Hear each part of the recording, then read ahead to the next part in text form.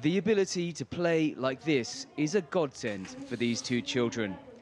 17-year-old Anthony and 5-year-old Rodrigo both suffer from a rare and severe form of epilepsy, a neurological disorder that can be accompanied by tuberous sclerosis, which causes tumours on the brain and other organs. Afflicted by multiple daily seizures, it was impossible for these two to enjoy life until, say their mothers, they tried cannabis oil. Rodrigo toma el aceite de cannabis. Rodrigo took cannabis oil and his seizures stopped for 2 days. He started to eat, he started to sleep again. We could not believe it. We could not believe it was true.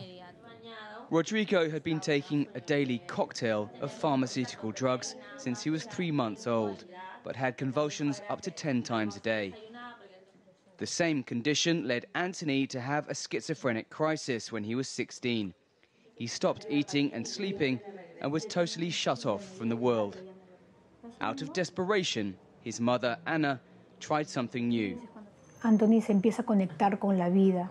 After 3 days of taking marijuana oil, Anthony started to reconnect with life. He began to socialize, he began to sleep, he began to eat, and little by little he started to recover. The change after 3 days was something extraordinary, and from that moment, my struggle began.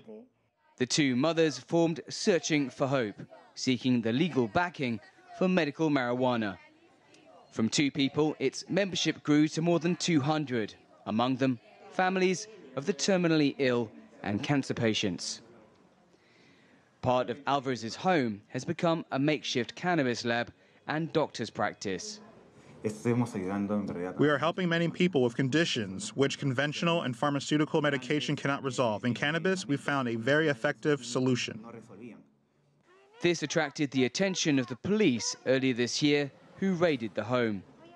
But an outpouring of public sympathy for the women prompted President Pedro Pablo Kuczynski to propose legalizing it, breaking step with long-standing bans on drug use in Latin America. It's up to Peru's Congress to decide on the future of medicinal marijuana in the country, whether to legitimize its therapeutic use or to leave it shrouded in illegality. In the meantime, Alvarez must resort to the black market. We do all this out of love for our children to overcome their problems. We are not criminals, we're mothers, demanding our children's right to well-being. For her son, she hopes the public and the government is on her side. Dan Collins, CGTN, Lima.